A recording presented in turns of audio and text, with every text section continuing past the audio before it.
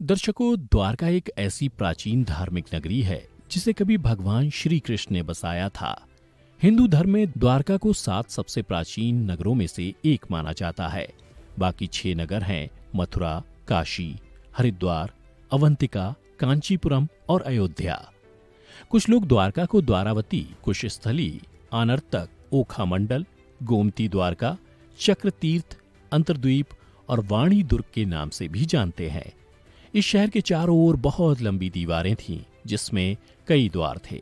कई द्वारों के शहर होने की वजह से ही इस नगरी का नाम द्वारका पड़ा। परंतु अब यहाँ ये सवाल उठता है कि श्री कृष्ण की मृत्यु के बाद अचानक ऐसा क्या हुआ कि ये पूरी नगरी जलमग्न हो गई। दर्शकों, आज की इस वीडियो में हम आपको बताएंगे कि आखिर कब, क्यों और कैसे डूबी श्री कृष्ण की नगरी द्वारका। नमस्कार दर्शकों, द डिवाइन टेल्स पर आपका स्वागत है। द्वारका नगरी को श्री कृष्ण की कर्मभूमि भी माना जाता है। महाभारत में वर्णित कथा के अनुसार श्री कृष्ण ने जब कंस का वध किया, तब जरासंध ने कृष्ण और यदुवंशियों का नामो निशान मिटाने की ठान ली और मौका मिलते ही जरासंध मथुरा और यादवों पर बार बार आक्रमण करता रहा। धीरे धीरे उसके अत्याचार बढ़ने लगे तो अंत में यादवों की सुरक्षा के लिए श्री कृष्ण ने मथुरा को छोड़ने का निर्णय लिया और मथुरा से निकलने के बाद भगवान श्री कृष्ण ने एक ऐसे नगर की स्थापना की जो विशाल और सुसंगत था। इस नगर का नाम था द्वारका नगरी। कहते हैं कि श्री कृष्ण अपने कुल बंधुओं के साथ द्वारका में बड़े आराम से रहने लगे। समय बीतता गया। 36 साल तक राज करने के बाद और श्री कृष्ण की मृत्यु के बाद द्वारका नगरी समुद्र में समा गई। पौराणिक ग्रंथों में द्वारका के समुद्र में विलीन होने से जुड़ी 2 कथाओं का विवरण मिलता है। पहला, माता गांधारी द्वारा श्री कृष्ण को दिया गया श्राप और दूसरा ऋषियों द्वारा श्री कृष्ण पुत्र सांब को दिया गया श्राप। कथा के अनुसार महाभारत युद्ध में कौरवों पर विजय प्राप्त करने के पश्चात जब युधिष्ठिर का हस्तिनापुर के राजमहल में राज तिलक हो रहा था, तब कौरवों की माता गांधारी ने अपने 100 पुत्रों के वध और महाभारत युद्ध के लिए श्री कृष्ण को दोषी ठहराते हुए श्राप दिया कि जिस प्रकार कौरवों के वंश का नाश हुआ है, ठीक उसी प्रकार यदुवंश का भी नाश होगा। जबकि दूसरी कथा के अनुसार महाभारत युद्ध के 36 वर्ष पश्चात द्वारका में तरह तरह के अपशकुन होने लगे। तब एक दिन महर्षि विश्वामित्र, कणों, देवर्षि नारद आदि द्वारका आए। वहां यादव कुल के नवयुवकों ने उनके साथ परिहास करने का सोचा। इसके लिए वे श्री कृष्ण के पुत्र सांव को स्त्री वेश में ऋषियों के पास ले गए और कहा कि ये स्त्री गर्भवती है। आप लोग बताइए कि इसके गर्भ से क्या उत्पन्न होगा। नवयुवकों के ऐसा कहने के बाद ऋषिगण ध्यान करने लगे और जब उन्हें पता चला उनके सामने ये सभी जिसे स्त्री बता रहे हैं वो वास्तव में एक पुरुष है, तो उन लोगों को बड़ा क्रोध आया और फिर उन्होंने नवयुवकों से कहा, तुम लोगों ने हमारा अपमान किया है, इसलिए श्री कृष्ण का यह पुत्र एक लोहे के मूसल को जन्म देगा, जिससे तुम लोग अपने समस्त कुल का संहार करोगे। उस मूसल के प्रभाव से केवल श्री कृष्ण व बलराम ही बच पाएंगे। उधर श्री कृष्ण को जब ये बात पता चली तो उन्होंने कहा, यह बात अवश्य सत्य होगी। मुनियों के श्राप के प्रभाव से दूसरे ही दिन सांब ने मूसल को जन्म दिया। जब ये बात राजा उग्रसेन को पता चली तो उन्होंने उस मूसल को चुराकर समुद्र में फेंकवा दिया। इसके बाद राजा उग्रसेन व श्री कृष्ण ने नगर में घोषणा करवा दी कि आज से कोई भी वृष्णि व अंधकवंशी अपने घर में मदिरा तैयार नहीं करेगा और यदि ऐसा करता कोई भी व्यक्ति पकड़ा जाएगा तो उसे मृत्यु दंड दिया जाएगा। घोषणा सुनकर द्वारकावासियों ने मदिरा नहीं बनाने का निश्चय किया, परंतु फिर भी इसके बाद द्वारका में भयंकर अपशकुन होने लगे। प्रतिदिन आंधी चलने लगी, चूहे इतने बढ़ गए कि मार्गों पर मनुष्यों से ज्यादा चूहे दिखाई देने लगे। उस समय यदुवंशियों को पाप करते शर्म नहीं आती थी। उधर नगर में होते इन अपशकुनों को देख भगवान श्री कृष्ण समझ गए कि कौरवों की माता गांधारी का श्राप सत्य होने का समय आ गया है। उन्होंने देखा कि इस समय वैसा ही योग बन रहा है जैसा महाभारत के युद्ध के समय बना था।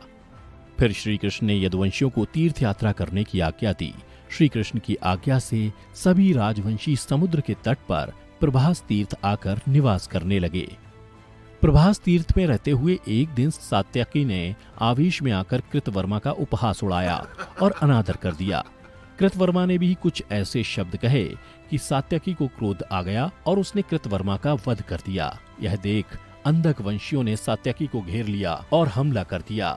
सात्यकी को अकेला देख श्री कृष्ण के पुत्र प्रद्युम्न उसे बचाने दौड़े और सात्यकी और प्रद्युम्न अकेले ही अंधक वंशियों से भिड़ गए।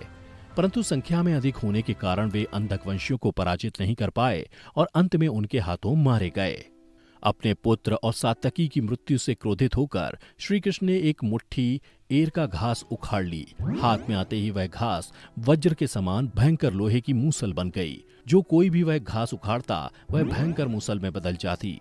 उन मूसलों के एक ही प्रहार से प्राण निकल जाते थे।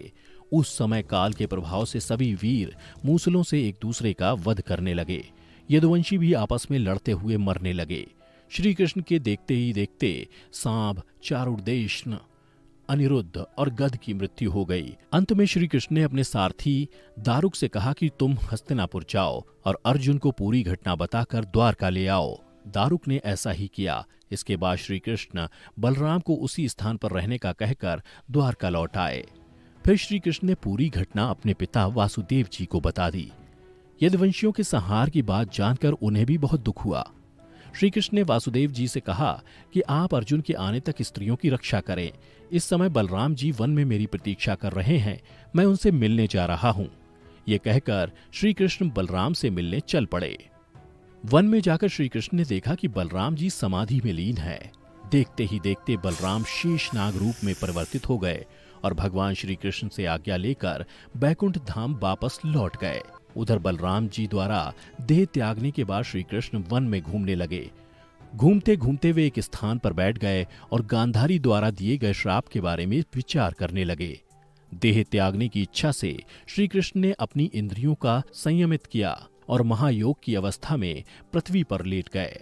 जिस समय भगवान श्री कृष्ण समाधि में लीन थे, उसी समय जरा नाम का एक शिकारी हिरणों का शिकार करने के उद्देश्य से वहां आ गया। उसने हिरण समझकर दूर से ही श्री कृष्ण पर वाण चला दिया। वाण चलाने के बाद जब वो अपना शिकार पकड़ने के लिए आगे बढ़ा तो योग में स्थित भगवान श्री कृष्ण को देखकर उसे अपनी भूल पर पश्चाताप हुआ। तब श्री कृष्ण ने उसे आश्वासन दिया और परम धाम चले गए। इधर दारुक हस्तिनापुर पहुंचकर यदुवंशियों के संहार की पूरी घटना पांडवों को बता दी। यह सुनकर पांडवों को बहुत शोक हुआ। अर्जुन तुरंत ही अपने मामा वसुदेव से मिलने के लिए द्वारका चल दिए। अर्जुन जब द्वारका पहुंचे तो श्री कृष्ण की रानियां उन्हें देखकर रोने लगीं। उन्हें रोता देख अर्जुन भी रोने लगे और श्री कृष्ण को याद करने लगे। इसके बाद अर्जुन वसुदेव जी से मिले। वसुदेव जी ने अर्जुन को श्री कृष्ण का संदेश सुनाते हुए कहा कि द्वारका शीघ्र ही समुद्र में डूबने वाली है, अतः तुम सभी नगरवासियों को अपने साथ ले जाओ। उसके बाद अर्जुन अपने साथ श्री कृष्ण के परिजनों तथा सभी नगरवासियों को लेकर इंद्रप्रस्थ की ओर चल दिए। उन सभी के जाते ही द्वारका नगरी समुद्र में डूब गई। यह दृश्य देखकर सभी को बड़ा आश्चर्य हुआ और 2005-2007 में भारतीय पुरातत्व सर्वेक्षण के निर्देशन में भारतीय नौसेना के गोताखोरों ने समुद्र में समाये द्वारका नगरी के अवशेषों को खोज निकाला, जो इस पौराणिक कथा की प्रामाणिकता को साबित कर चुका है। इस खोजी टीम को समुद्र में 560 मीटर लंबी द्वारका की दीवार भी मिली। इतना ही नहीं, उन्हें पौराणिक समय के कुछ बर्तन भी मिले जो 1528 ईसा पूर्व से 3000 ईसा पूर्व के हैं। खोजकर्ताओं की माने तो समुद्र की गहराई में मिली ये नगरी लगभग 9000 साल पुरानी है।